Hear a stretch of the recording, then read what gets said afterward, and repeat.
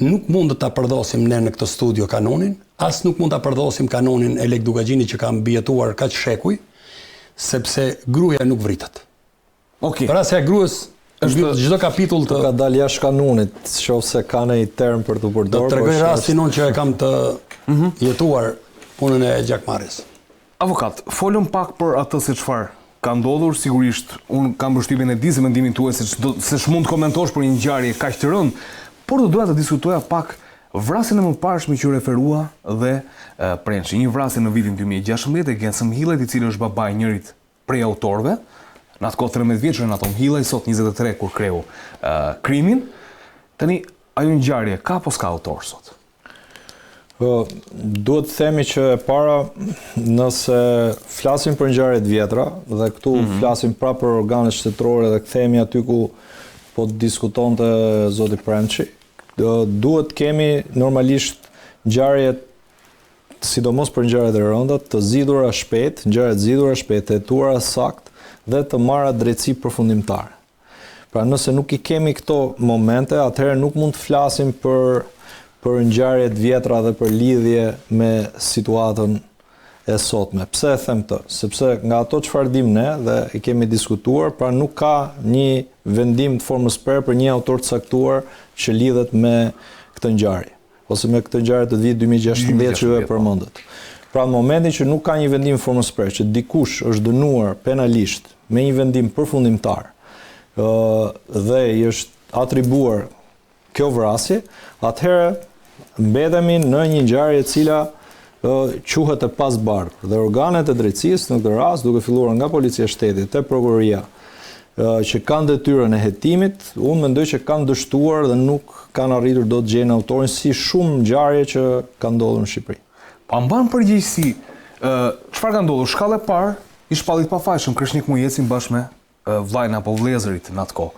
U ankua prokuroria për këtë histori dhe çojnë apel. Shkallë e dytë e Shkodrës. Apeli po la në fuqi vendimin e shkallës parë, i la të pafajshëm. 2018-2019 to. 5 vite më mbrapa, në 2024, gjykata e lartë e rikthen për rigjykim çështjen. Tani çfarë do thotë? Çfarë ka konstatuar gjykata e lartë atë? Ja, ta shpjegojmë ligjërisht në parim, sepse detajet e gjykimit mund të jenë të ndryshme që kërkojnë shumë kohë për të shkëlqyer.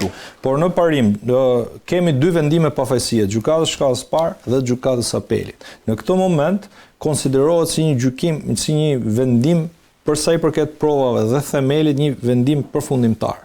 Gjykata e lartë tashmë, që është gjykatë ligji, ka thënë që mund të ketë thënë disa variante pse kush është arsye prishjes së vendimit gjykatës apelit dhe kthimin e çështjes për gjykim. Mund të jenë çështje teknike ligjore, mund të jenë çështje pa rregullësie që nuk janë zbatuar drejt nga dy gjykatat e shkallës parë. Çështje procedurash, por mund të ketë lidhje edhe me prova të rëndësishme të cilat nuk janë marrë, por që mund të ndikojnë në vendimin e gjyqtarëve. Dhe kthimi i çështjes për gjykim nuk do të thotë patjetër që ka fajësi në këtë dosje, por nuk do të thotë as që ka pafajësi, pra nuk i japim dot një verdikt.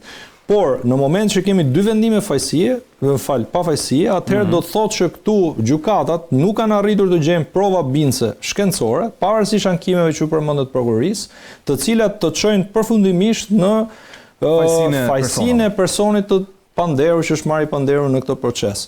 Pse flasim për prova shkencore? Sot në gjithë botën, në botën perëndimore, mshohet fakti të rastet e vrasjes te prova e ADN-s ose prova shkencore, prova gjurmë biologjike e tjera, që të lidhin drejt për drejt me autorin. Provat e tjera, pastaj janë prova rrethanore të cilat vlen dëshmitar, prova tjera, prova plotësuese që plotësojnë. Janë prova të cilat lidhen gjithë puzzle-in, gjithë ngjarjen që ka ndodhur, por gjurmët e biologjike, gjurmët njerëzore janë ato të cilat përcaktojnë vrasjen, pa kontestueshme, që ti del përtej çdo dyshimi të arsyeshëm në një vrasje. Nëse ke vetëm prova rrethanore, që në shumë raste, nëse flasim për raste të tjera, jo për këtë rast, kanë dërguar njerëz si të panderur ose i kanë dhe mund t'i kenë dënuar gjykatat, kanë qenë me prova periferike dhe kjo nuk është normale. Pra nuk mundet që një prokurori, një organ akuze të marrë të panderur një person, një qytetar të Republikës Shqipërisë me prova krejt periferike, duke i rënduar atij pozitën duke i shkelur drejtat dhe liritë themelore të njeriut dhe çuar në gjykat vetëm me faktin që ky është i fajshëm vetëm me prezumim dhe hajta dënoj gjykata. Jo, gjykata duhet bëj drejtësi, pra do të thotë do të japi atë që ka me provat që ka sjellë prokuroria. Ka faj me ato prova që ka sjellë prokuroria apo jo? Këtë vendos gjykata dhe me sa kemi parë, pa i paraqykur gjykatën, unë mendoj që gjykata nuk ka arritur dot të konkludoj që personat e panderur në këtë proces janë fajtor dhe si rrethoj duhet të dënohen. Kështu që i ka dhënë atyre pafajësinë. Çfarë do ndodhi tashmë? Gjykata e apelit, të cilës i ka ardhur vendimi i gjykatës lart bashkë me dosjen, duhet të qëndrojë korrekt vendimi i gjykatës lart, pra pse është kthy kjo çështje dhe pse nuk është gjykuar më mirë herën e parë që ka qenë pona të gjykat dhe duhet me këto detyra duhet të bëjë një gjykim të rregull dhe një herë dhe të japi një vendim. Një pyetje teknike kam avokat. Gjykata e lartë, nëse do ta kthente këtë dosje, këtë herë ka kthyer për rigjykim thotë. Por mund ta rikthente gjykata e lartë për rihetim në prokurori? E ka këtë kompetencë? Jo, gjykata e lartë mundet të prishi dy vendimet më të ulta të dy gjykatave, shkallës parë dhe apeli, dhe ta kthejë në njëra nga këto gjykata, pra ose në shkallë parë ose në apel, ose ta gjykonte ajo vetë. Praktika është që herën e parë kur i shkon dosja rishtëzi, qoftë penale, qoftë civile, gjykata e lartë e kthen për rigjykim te njëra nga gjykatat. Ajo ka konstatuar që problematikat që ajo ka vendosur mund të zgjidhen nga gjykata e apelit dhe e ka prishur vendimin e gjykatës së apelit dhe e ka kthyer te ajo gjykatë. Gjykata ndoshta mund ta çojë për plotësim hetimesh. Gjykata e apelit mund ta rikthejë. Gjykata e shkallës parë mund ta çojë. Tani gjykata mund për hetime nëse gjykata e apelit thotë që nuk ka prova të mjaftueshme për dënuar personin, ose ka fajësi e vendim fajësie. Nëse s'ka prova e pushon çështjen. Pastaj prokuroria mund ta rihapi edhe një herë me prova të tjera për autor të tjerë, për autor të njëjtë, nëse gjen e ka të gjithë drejtën se është ngjarje pa zbuluar. Avokat një pyetje. Organet e specializuara, policia, prokuroria dhe gjykata nuk arritën në konkluzionin përfundimtar të vendimmarrjes për të shpallur fajtor. Kreshnik Mujesin me vëllezërit. Po. Ndërkohë, kemi interpretime prej 5 ditësh në opinionin publik mes tjerë edhe ne dy që jemi këtu, dhe e lidhim këtë vrasje me vrasjen e vitit 2016 dhe themi që kemi të bëjmë me një hakmarrje ose gjakmarrje.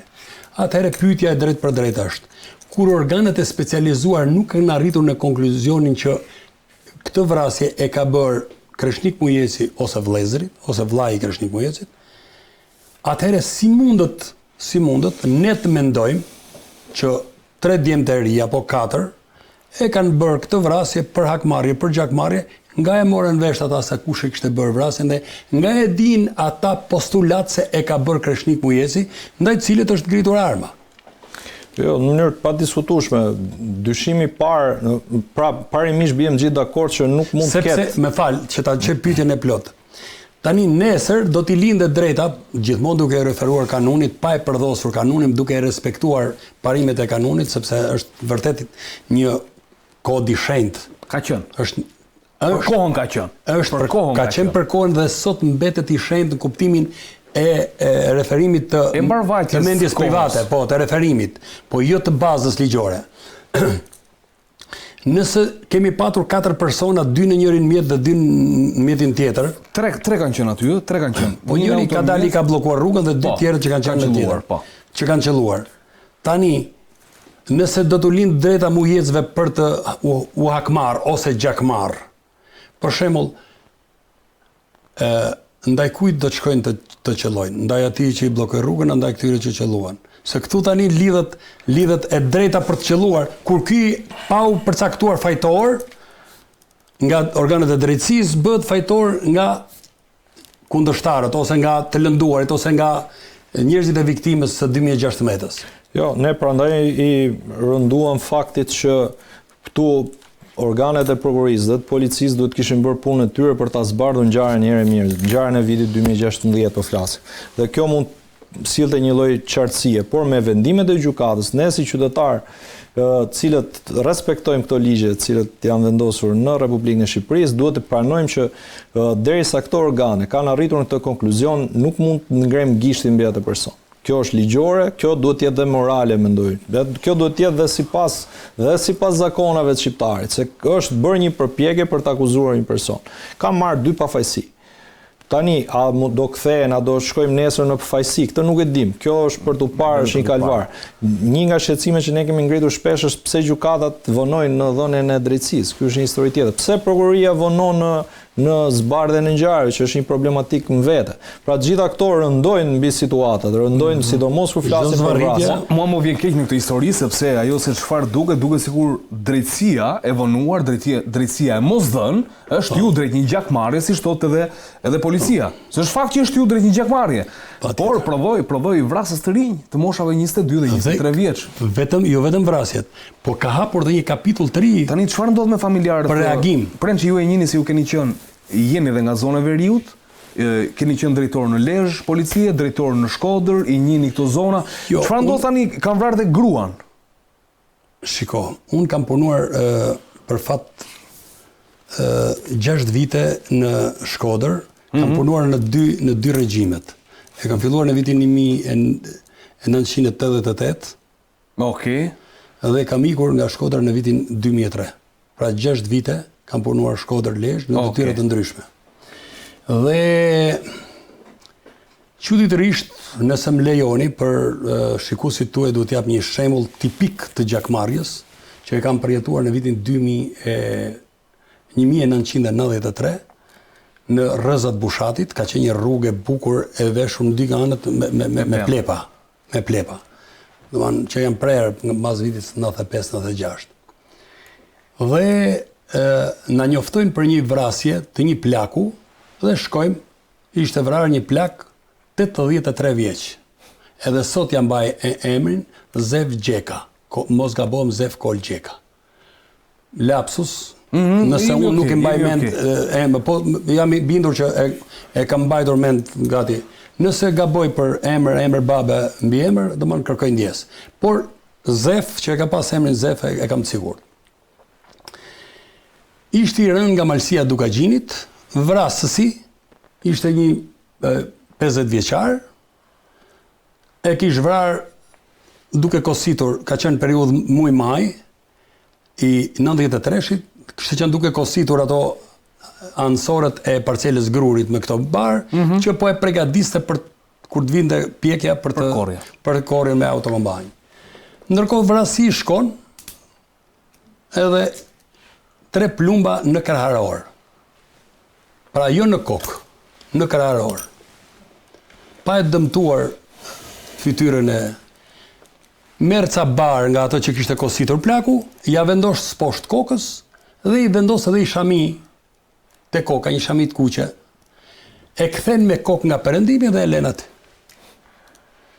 Ndërkohë, merr rrugën në rrugën e drejtë për Rrezat Bushatit, në krah të majt, ka qenë një rrugë që të çonte një kanal dhe një rrugë paralel rruga me kanalin që të çonte për në fshatin Trush nga Bërdica.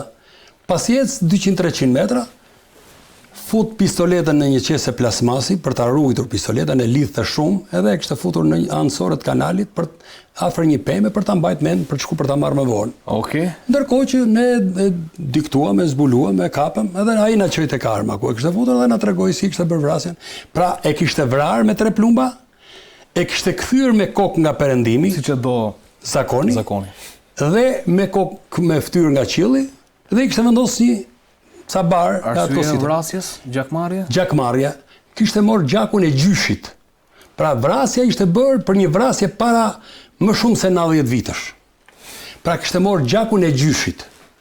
Por kishte respektuar ca rregulla që afrohen me rregullat e kanonit. Ndërkohë, duke ju referuar kanonit, unë për shkak të shkollës që kam kryer e kam lexuar, stërlexuar kanonin Lek Dukagjinit dhe kanonin e Skënderbeut dhe të Labërisë, patjetër që i ka studiuar dhe avokati. Po të ke pas rastin të shkosh në kullën e ngujimit, është një mësues i nderuar në kullën e ngujimit në Theth, i cili është Ciceroni i kullës së ngujimit dhe të thotë çfarë rregullash kishte. Nëse dikush bënte vrasjen, ai o dorëzoi dhe thoshte mos u humb, se ta kam bërë unë. Pa të tregonte, dhe vetë çonte fjalë për tjerët, ndërsa vetë shkonte futin kull të gujimit. Dhe në kull të gujimit i bëhej gjyqi duke i referuar djepit me atë foshnjën e tjerë që të mos vazhdojmë tani ta bëjmë emision të hollësishëm. S'dua ta çoj tek Ju gazetarët, këtë po ta bëj edhe për shkak të eksperiencës edhe për shkak të moshës që më bëj moshuar se ju, duhet me patjetër në grupe gazetarësh duhet të shkoni tek kulla e ngujimit dhe duhet ta dëgjoni dhe ridëgjoni Ciceronin e kanunit të Legdukagjinit për gjyqin që bëhi në kullën e ngujimit raport me autorin që merrte përsipër se kishte bërë vrasjen. Tani, shkojmë ke ngjarja. Tek ngjarja, për të mos e përdosur kanunin, nuk është respektuar asnjë normë zakonore e kanunit të Legdukagjinit. Prençi, unë kam parë videon, sepse nuk e kam për transmetim atë video. Të lutem regjia, ma bëj pak pauzë, të lutem, Kel, ma bëj pak pauzë atë momentin mbrapa, se dua të shpjegoj diçka, nëse kaloj momenti ku duket makina, dhe një moment tjetër, okay, atëre perfekt. Këtu është automjeti i cili është qelluar. Po. Volkswagen Polo i shkon paralel. Po. E qellojnë. Bëhet një spostimi që shtatës një moment, nuk e di si ka arritur. I dalin përpara. Është e qartë, okay, duket. Po. Pastaj Volkswagen kalon përpara. I pret rrugën. Që shtatës i pret rrugën. Po. Dhe dalin dy nga ata dhe qellojnë në breshëri nga përpara. Po, pra. Këtu është momenti. Janë pa maska, janë me veshjet për dishmërisë. Largohet pastaj Volkswagen, largohet edhe Audi A4 që ishte duke ndjekur. Po ta japish në ansore makinën, në krahun ansorës dhe do shikosh me vëmendje. Okej. Në pjesën ansore. Këtu jemi. Po. Mund të çosh? Po mund të çosh, është krejt okay. Pra, masi Volkswagen i ka prerë rrugën, makina tjetër ka ardhur këtu në këtë pozicion dhe po ta shikosh pas dorezës së derës shoferit, ti nuk ke asnjë plumb në pjesën e pasme. Të dal këtu që mos të pengoj. Pra, nuk kemi asnjë plumb në derën e pasme të Audit. Këtu janë momentet e para kur qellojnë paralel. Ka qelluar paralel, pra, kjo tregon që ishin të bindur ekzekutorët, atentatorët, si duam t'i emërtojmë, që në këtë makinë rrugtonin dy persona. Dhe se personi që kërkoi për të vrarë ishte drejtues mjeti. Pra, e kanë gjurmuar që më përpar, e kanë parë me kësht, e kanë parë ku ka net, e kanë parë kur ka hipur në makinë, dhe sepse në këtë makinë, nëse ti nuk e ke gjurmuar më përpara, mund ta shohësh ti se kush është në drejtim makinës, apo është mrapa? E vështirë. Ato ka qenë bindur. Asnjë plumb nuk ke nga gjujtja që është bërë momentet e para në derën e pasme të Audit. Pra të qështatës. Që do thotë që gjithë plumbat, po ti shikosh, janë në lartësinë e trupit shoferit, në pjesën e kraharorit, pjesën ansore të kraharorit, dhe në plumb që për shkak të dridhjes automatikut i ka zbrit deri nga këmbët. Këto plumbat që kanë qelluar këtu, këto kanë të shpuar viktimen, Krashnik Mujecin dhe bashkëshortën. Këto plumbat këtu. Okej. I kanë marrë jetën dhe bashkëshortës. Po ka dhe plumba këtu. Po prit tani. Në momentin që ato i kanë dalë përpara dhe janë ndaluar, kanë shkuar dhe për të bindur për ekzekutimin 100% shoferit kanë përqendrim plumbash në pjesën e shoferit dhe për shkak të dridhjes së automatikut, sepse ka plumba dhe këtu. Po, ka plumb dhe këtu. Edhe ka marrë plumbat.